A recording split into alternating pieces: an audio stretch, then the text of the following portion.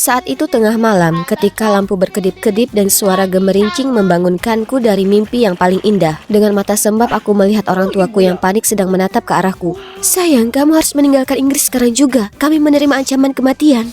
Ancaman? Apa yang terjadi? Cepat kemasi barang-barangmu, kita tak punya banyak waktu. Tapi kemana aku akan pergi? Dan bagaimana dengan kalian? Ke AS. Untuk sekarang Alice, kamu akan menggunakan nama Chloe Stewarts. Ingat, jika ada yang bertanya, kamu tidak ada hubungannya dengan keluarga ini. Setidaknya siapkan tempat yang nyaman untuknya ya. Sayang, aku tahu ini sulit, tapi kami akan menjemputmu kembali begitu semuanya beres, oke? Melihat ibu dan ayah begitu khawatir, aku mencoba tetap tenang. Aku bilang aku akan baik-baik saja dan segera berangkat untuk penerbangan. Aku merasa sangat gelisah dengan semua ini. Apa yang akan terjadi padaku di Amerika? Jadi disinilah aku, di Phillips Academy. Dan aku akan tinggal di kamar itu. Semoga aku aman di sini untuk sementara waktu. Aku tidak bisa berhenti memikirkan apa yang dikatakan ibu dan ayah. Siapa yang ingin mencelakakan kami? Ayah punya salah satu real estate terbesar di Inggris. Tapi dia adalah orang yang jujur dan sejauh yang aku tahu, dia tidak punya musuh. Semua ini gila, aku butuh udara segar. Tapi ada bayangan putih tergantung di luar yang bertuliskan keluar. Tiba-tiba angin kencang berhembus, membuatku melangkah mundur dan tersandung sebuah tengkorak. Kenapa ada di sini? Kemudian seluruh ruangan bergema dengan suara seperti film horor. Kepalaku berputar ketika aku melihat sesuatu. Trik-trik ini tidak bisa menakuti Alice yang tak kenal takut. Aku hampir saja akan menghancurkan benda ini ketika... Hei, berhenti! Siapa kamu? Siapa kamu? Ini kamar tidurku. Apa yang akan kamu lakukan di sini? Kamar ini bukan untuk sembarang orang. Siapa orang tuamu? Aku masih berusaha menghindari tatapan curiganya ketika seseorang mengetuk pintu. Itu adalah seorang gadis bernama Rita yang dikirim oleh sekolah untuk membantuku. Dia terus berbicara tentang peraturan sekolah dan aturan asrama. Tapi aku hanya memikirkan anak laki-laki itu. Ada pertanyaan? Oh, tidak. Maksudku, keamanan di sini mungkin perlu sedikit dipertanyakan. Bukankah ada tindakan pengamanan untuk balkon? Sebenarnya ini satu-satu kamar dengan balkon. Dan itu cukup menyeramkan kadang-kadang. Hati-hati. Ngomong-ngomong, ini jadwalmu untuk semester ini. Selamat datang di Phillips. Menyeramkan? Memang agak aneh. Apa karena anak laki-laki itu? Apa dia coba menakut-nakuti orang agar keluar dari kamar ini?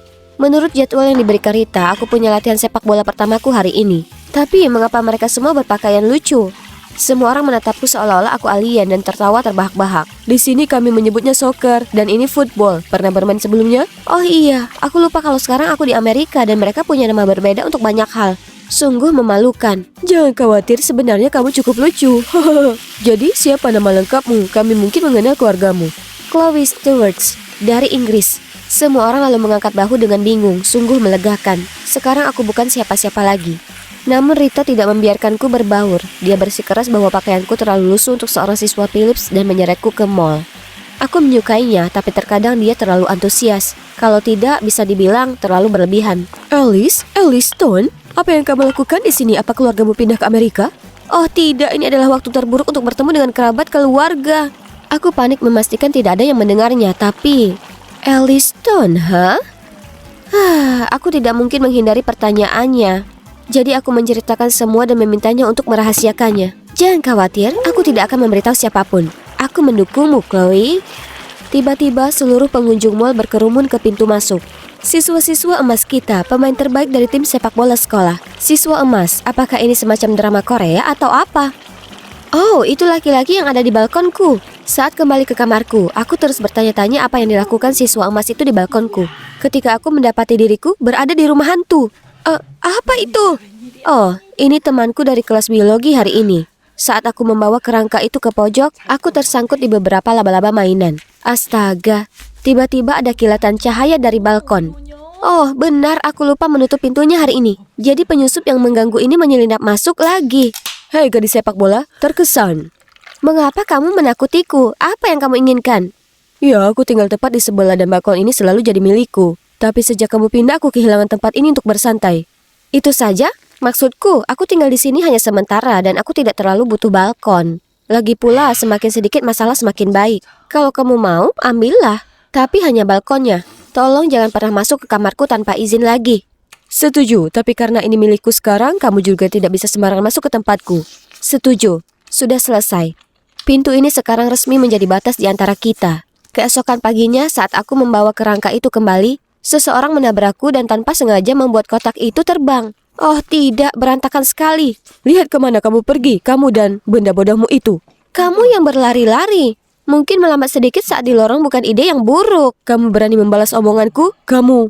Hei teman-teman, tenang. Saat itu juga gadis itu mendorong Rita ke samping, tetapi seseorang menangkapnya tepat waktu. Grace, kenapa kamu mengganggu anak baru itu? Dan kamu juga, Aaron. Ayolah kawan. Aku tidak peduli, dia sebaiknya minta maaf pada pacarku.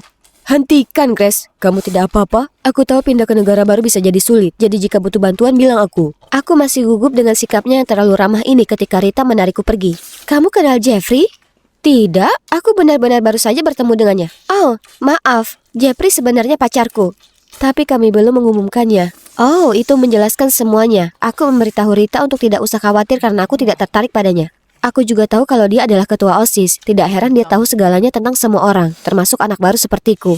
Tapi selama aku menggunakan nama Chloe Stewart, seharusnya tidak masalah kan? Tapi ternyata yang jadi masalah bagi Grace, si gadis kejam, adalah hal lain. Setelah kejadian itu, dia tidak berhenti memainkan trik-trik licik padaku.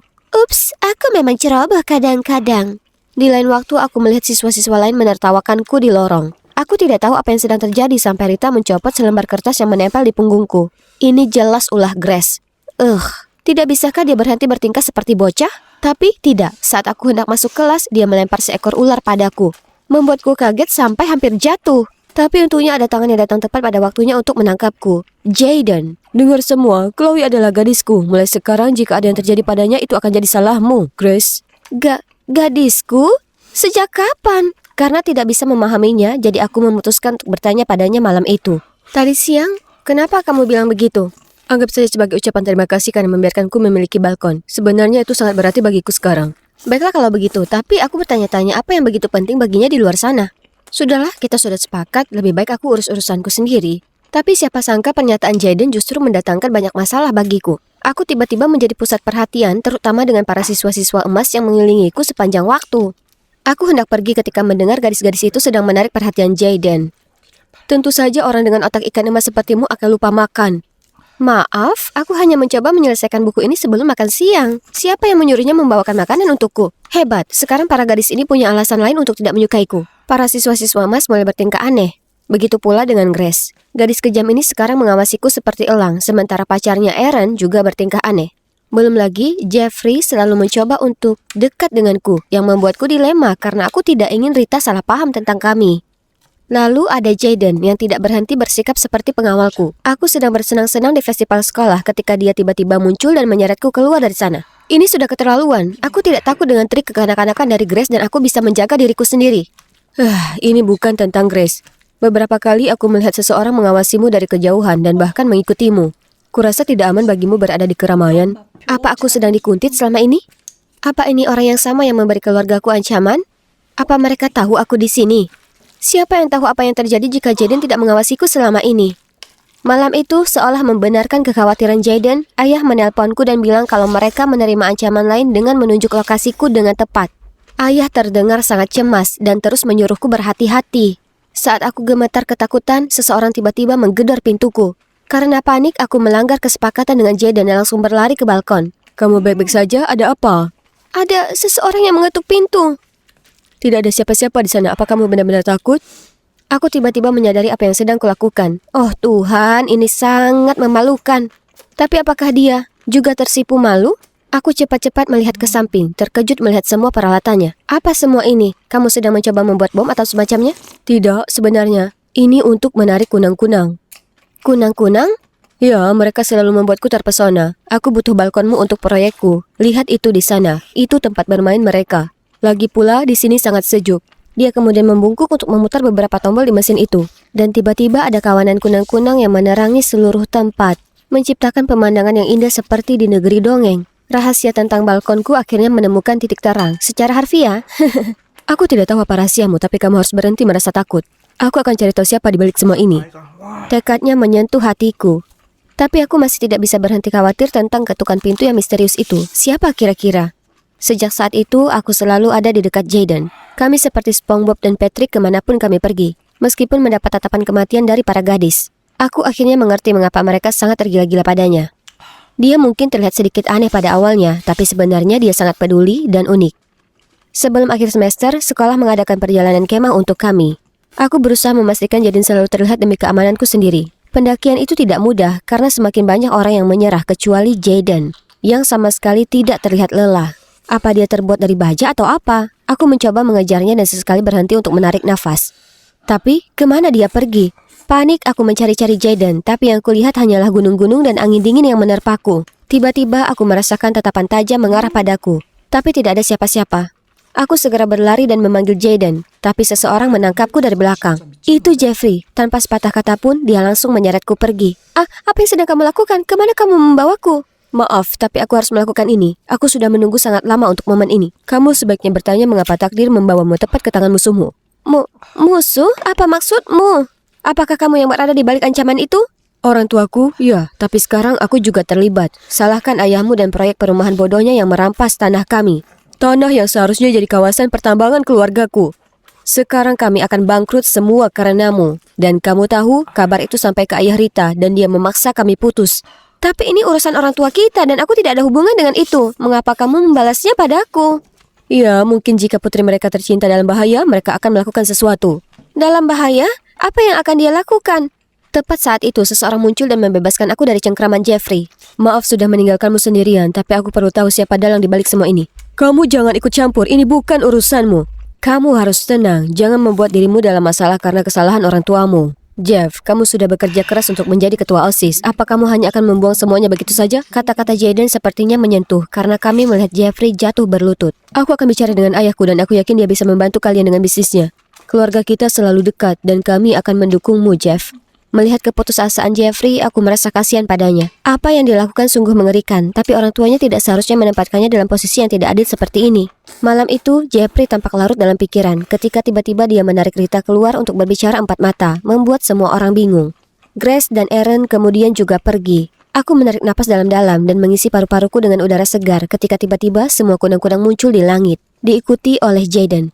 Aku tahu ini keputusanmu, tapi jika kamu mau tinggal di sini daripada kembali ke Inggris, aku berjanji akan menjagamu. Aku melihat Jaden berseri-seri di cakrawala yang indah, dan aku tidak bisa menahan diri untuk merasakan detak jantungku lebih cepat. Dia begitu manis dan penuh perhatian, tapi mengapa dia melakukan ini? Apakah dia juga punya perasaan untukku? Tepat pada saat itu, Rita dan Jeffrey kembali. Jeffrey meminta maaf telah membuat ketakutan, sementara Rita juga meminta maaf karena tidak merahasiakan identitasku. Yang berlalu biarlah berlalu, mari kita nikmati pemandangan indah di depan kita. Esok harinya saat kami kembali dari perjalanan berkemah, kami tiba di aula untuk pengumuman sekolah. Namun ketika aku tiba, hanya ada guru, wali kelas, dan teman-teman sekelasku yang ada di sana. Kami dengar dari kepala sekolah kamu akan kembali ke Inggris, jadi kami akan mengadakan pesta kecil-kecilan untukmu. Semoga kamu bersenang-senang di Philips. Semua orang mendoakan perjalananku lancar, tapi Jaden bahkan tidak mau repot-repot mengucapkan selamat tinggal. Tiba-tiba semua lampu padam, diikuti oleh Lilin dan Jaden. Kuhargai keputusanmu untuk pergi, tapi aku ingin memberitahumu, aku menyukaimu. Tidak peduli kemanapun kamu pergi, aku akan selalu memikirkanmu. Sebenarnya, Jaden, aku akan tinggal di sini. Aku sudah memberitahu ayahku, tapi itu saja yang ingin ku dengar, Elliston.